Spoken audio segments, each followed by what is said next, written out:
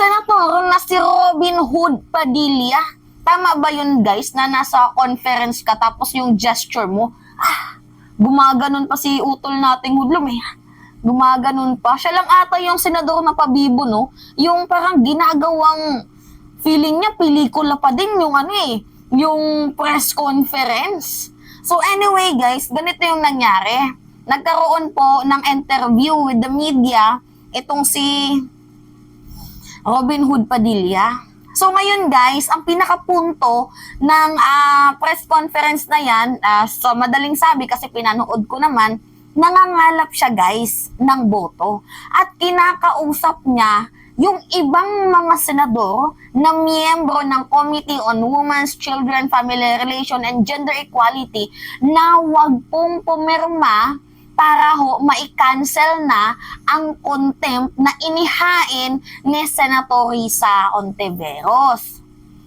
Tapos pinagalitan niya pa guys yung isang reporter kasi nung tinanong siya na kinakampihan mo ba, ano yung masasabi mo na kinakampihan mo si Kibuloy, sabi niya, pambihira naman, Diyos ko, parehas pa naman tayong may balbas, may bigote, kala ko ba naman kampi tayo?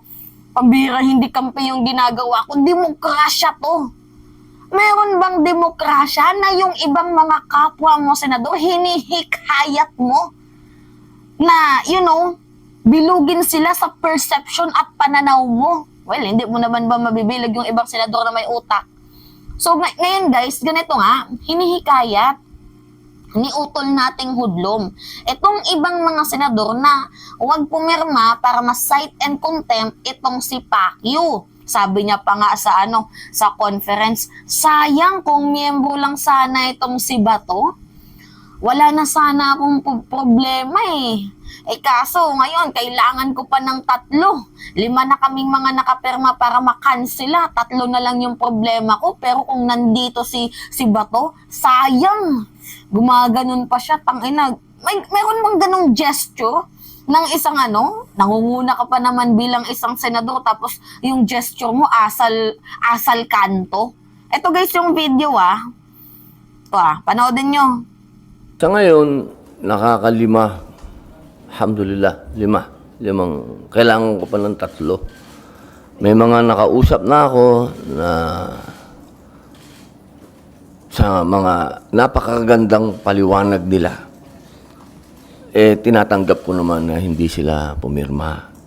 At yun ang mga bagay na ikinatutuwa at ikinalulungkot. Kasi siyempre, ikinatuwa dahil buhay ang demokrasya sa Senado.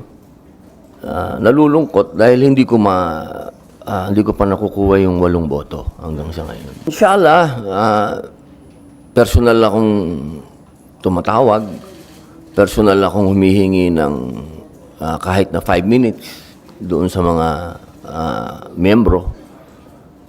Mayroon pa akong bukas, mayroon pa akong Sabado, Linggo. Sana magbigyan pa tayo ng mga hindi pa nagsasabi ng hindi sila pipirma.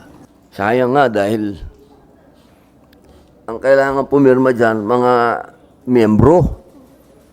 Kung nagkataon na miyembro sana si Bato tsaka si Tolentino, di sana may 4 na ako. Ngayon, dadalawa kami ni Senator Go na PDP laban, si Tita Mama Bear, Cynthia Villar, 3, si Ma'am Gabriela Silang Marcos, pang-4, at si Super Rider, Senator JB Ejercito. 5 kami. Kulang pa kami ng 3, boss. Tulungan mo naman ako.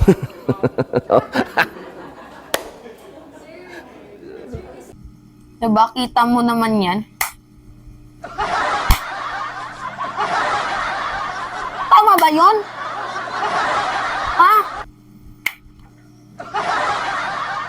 Grabe yung gesture niya na yun, no? Tulungan mo naman ako.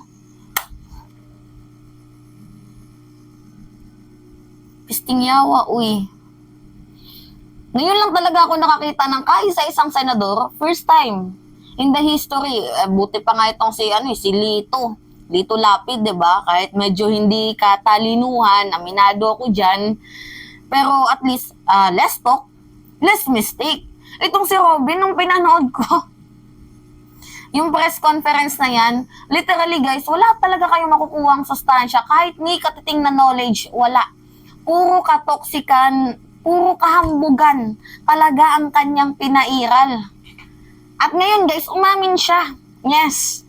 Sa mga hindi nakakaalam, inamin niya kung bakit siya sumusuporta or bakit niya nilalakad na hindi ma-cite and contempt itong si Pacquiao. Pera-pera lang din palang usapan. Tingnan nyo Tingnan nyo. Mas mabigat nga yung akin hindi lang basta kaibigan Hindi ko lang siya basta kaibigan. Kasi pag sinabing, kaibigan ko, kaya tunod, sinungaling ako. Hindi ko basta kaibigan yan. Comrade ko yan. Comrade. Naniniwala kami sa isang prinsipyo. Mas mabigat yun. Hindi naman kami magka-religion ni pastor. Hindi naman kami magkababayan. Hindi naman ako tiga Davao. Naniniwala ako sa prinsipyo niya. Mga panahon na walang tumutulong sa akin dahil ako naman ay walang pera sa kampanya, wala akong pambayad ng helicopter. Hindi, meron akong pera pero para sa mga anak ko. Hindi ko gastusin yan sa politika. Hindi ako naniniwala dun. Yung helicopter niya, pinahihiram niya sa akin. Kita nyo? Parehas lang din sila ni Senator Amy Marcos na nagbabayad ng utang na loob. So, hindi siya titigil hanggat hindi niya nakukumbinse yung ibang mga senador na wag pumirma para hindi ma-cite and contempt na pwedeng ma-lead to the warrant of arrest para kay Pacquiao. So, kaya niya talaga guys, nilalakad ito. Tapos may pasabi-sabi pa siya na, hindi ako kumakampi kay Kibuloy. Pinagalitan niya guys, yung isang reporter, mamaya i-content natin yan. Pinagalitan niya na hindi ako kumakampi dyan. Demokrasya ito. Ganun-ganun pa. Tapos malalaman mo sa kanyang bibig na hindi lang kaibigan yung namin dyan, mas malalim pa. Pinapahiram ako ng helicopter. Diba? Tinulungan ako noong panahon ng eleksyon. See? Diba? Nakikita nyo guys yung political will ng ibang senador, not for the people, but only self-vested in the self-interest. Diba? Mga personal na interest lang naman talagang nakikita natin dito. Elite, yung batas para lang sa mayayaman. Tapos sinabi din ni Robin Padilla na kaya hindi daw siya umattend kay Senior Aguila kasi may nakikita daw siyang mali dahil yung inaatake daw dito yung relihiyon. Ngayon yung kay Kibuloy na nangyari, pang-atake daw to ng relihiyon. Hindi naman po religion attack yung ginagawa ni Senator Risa Ontiveros. Si Kibuloy lang po ang tinutukoy dito. Pinapaharap kung totoo ang di umano'y mga aligasyon sa kanya na kung siya ba, ay nanggahasa, human rights violator. There's nothing wrong with that naman kung umattend siya. Kasi pag umattend siya, tapos, diba? Tapos yung sasabihin nyo, dapat sa korte dinadala. Meron na nga kaso sa korte. Nilalakad na di Department of Justice Secretary Boying Remulla dahil nga merong nakitaang probable cause. Kabugo talaga nagigigil ako. Alam nyo guys, ito talaga yung katangi-tangi senador na ang sarap pitikin. Yung tipong ang yabang pero wala namang utak. But anyway guys, si Senator Grace po, nabalitaan natin na isa din pala siya sa mga taong pipirma para ma-cite and contempt si Kibuloy. At ewan ko kung totoo yung balita kay Raffy Tulfo na pipirma din para ma-cite and contempt itong si Pacquiao. Yan po yung balita na nakalap ko. Pero anyway, magkakaroon naman dyan ng balita, news update mamaya. But as of the moment, si Amy, si Padilla, si Go, si JB Ejercito, at si Cynthia Villar. 5 na po silang pumipirma. So, kakausapin pa daw po ni Senator Robin Hood Padilla ang iba pang mga senador para ma-cancel po ang contempt, ang cite and contempt na inihain ni Senator Risa Ontiveros para magkaroon ng warrant of arrest para nang mapa-attend si Pacquiao doon sa Senado. So, sa madaling sabi, nagmamakaawa si Robin, patawarin nyo na lang si Kibuloy. Patawarin nyo na lang yan. Diba? Sunod-sunod na. Sobra-sobra ng pangingikil yan. Meron sa committee, meron sa Senado, meron pa sa DOJ. Ano ba naman yan? Mga ganun salita. Di ba naman mga... Ewan ko sa'yo, Robin. Ginagawa mo lang talagang clown ng sarili mo. Yan, boto pa kayo ng mga artista, ha? Isunod nyo si Willie. O, baka mamaya bigyan ng jacket yan.